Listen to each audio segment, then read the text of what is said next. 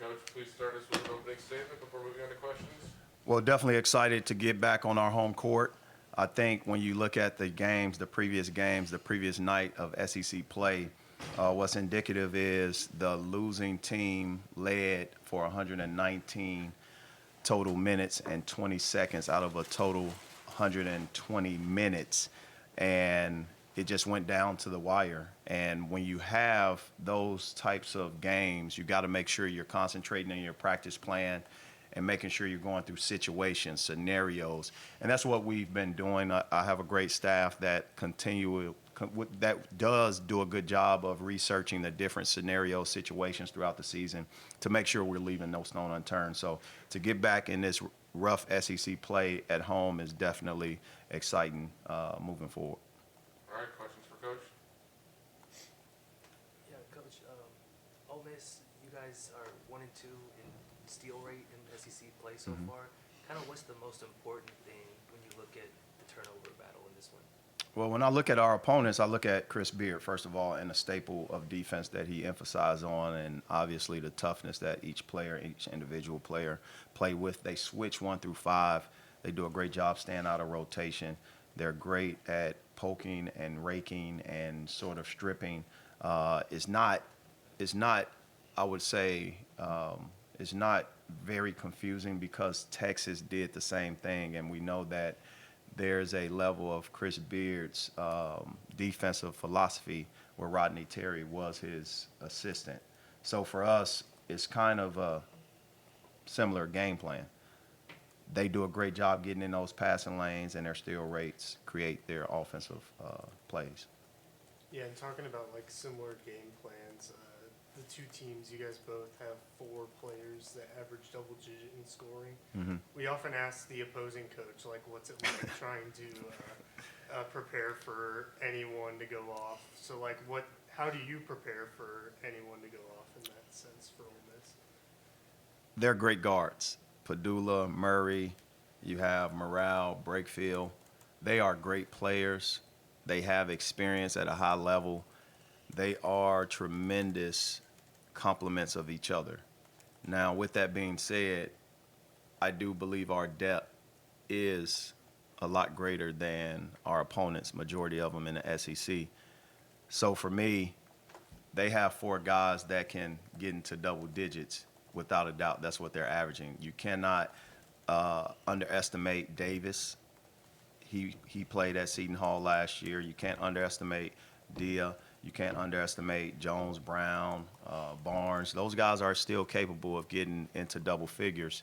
And you just got to just let the game come to you defensively and allow the scouting report to rise up top. And the situations are going to present itself.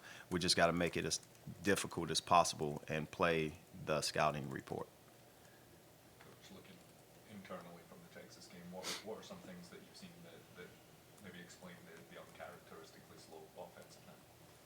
I think it was just a heavyweight fight where two teams were just giving their very best, and it almost went to a, you know how a tug of war takes place, and then that line in the middle goes from side to side to side, but then when the crux of the competition, it's a standstill, and both teams are still tugging. That's what that game started off as, and unfortunately, the score looked upon it as 2 field goals and a safety for one team, and then it was 2 field goals for us. It was 8-6 at the 8 or 9 minute mark. That's a sign of two teams that are really understanding what type of battle is taking place. We didn't give them anything. They didn't give us anything. And ultimately, at some point, it breaks, and it's still a little bit ebb and flow of inconsistencies on both teams. Now, both teams got to the free throw line without a doubt, but we still ended up making a couple shots. Both teams did. I think we were equal in every category. But what we can't do is we got to execute at that free throw line the best of our ability. If it's a 1-and-1, we got to get to that second shot. We can't leave 2 shots out there, and that's what I think the complexities of it was. And just at the styles that Mm-hmm. you said that the similarities there between Chris Beard and Rodney Terry, is that something that you kind of like to run into when you had a slow night like that, something similar, or you'd rather get away from that a little bit. I think this is, the second, third week of March, that's how our conference tournament is going to look. These games are preparing us for that. The best part about it, both teams expect it. We know how good this conference is.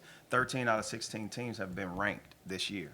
Now, I would like to know the percentage of 13 out of 16, but I want to know the percentage of that happening in other conferences too.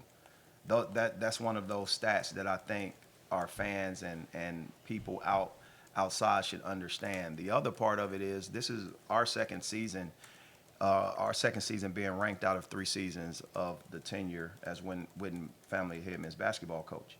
So for me, we're doing something correct. We're doing something right. And our fans, our students, our administration, they are locked in to whatever's needed. Our game day operations, they have done a tremendous job. Our students, the student section, our fans, it's beautiful to see. And what's beautiful is the consistency of it. So for me, the expectation is every game, when you see the strength of schedule before SEC season started, that we were 1 through 16 as a conference. These games are going to exist like that because of how much of I would say, preparation, great coaches, great players, and obviously great environments. Coach, when you kind of compare your last 2 road games, it seemed like versus Florida, everything you were running offensively was working, making a lot of shots, and then obviously versus Texas, only 53 points. Do you change that, I guess, your mindset or sets you're running at all when things aren't falling, like maybe late in that second half when you need a basket? No, you just tighten the screws on certain things. You don't change anything. You just tighten the screws, see what's loose, see what's not. Maybe it's an angle of a screen. Maybe it's one less dribble or one more dribble. You just figure out the nuances that have gotten you here. You can't just rip up a playbook and just change everything or second guess yourself. I'm not going to second guess our guys. I want every single guy to take the same exact shots that they have taken at Texas because they were the same ones that they were taking at Florida. So we don't look at it from that standpoint. What I look at it is making sure that they don't second guess themselves, making sure they still play with confidence, that I still give them that nod, that vote of confidence that they need. But more importantly, that they play with an instinct. And they were playing with instinct. Sometimes the ball is going to bounce a certain way. Sometimes it's not. But I don't want these guys second guessing at all. And Second part of your question. yeah, I was going to say the last few games, Anthony Robinson's gotten into a little bit of foul trouble. Obviously one of the best defenders in the SEC and on the team. How do you keep him available but still play the defense that he can play? And Robinson still played, I think it was, how many minutes? 30? Close to 30? He played 27 minutes. So I can't say he was in foul trouble. What I will say is he has to learn to keep his aggressiveness up despite the whistle and understand that referees are a part of the game to keep the play, and he can't put himself in a compromising situation when he's playing in the first half with 3, when he's playing late game with 4. He still didn't foul out and he still played 27 plus minutes. I think the substitution that hurt was probably Trent Pierce. And when you look at the maturation of young guys, Trent and Ant, sophomores, they have to learn how to play with those 4 fouls and play aggressively without compromising our intensity. Coach, after every loss this season, your team has responded with a win the game after. How impressed have you been with the way that your team has handled that adversity and responded to those losses positively? Well, that's a great question, great statement. I am impressed with our players' ability to recover from mistakes, but our ability to get lost in the details and debrief from games. I think that's a advantage when you have experience. Our younger guys are learning from our older guys, and when you have a team that can recover, you also have the confidence from the staff, the confidence from the fan base, the confidence from the support of what's being in the building. Another sellout. That's tremendous. That is unbelievable. And I think when you have that type of support, that's what makes it easier for our guys to continue to work as hard as they can and find and have awareness and a vulnerability to know what mistakes they've made and turn those losses into lessons. And I think that's what they've consistently have done. All right, thanks, Coach. Thanks, MIZ. We'll be back with Tony Perkins.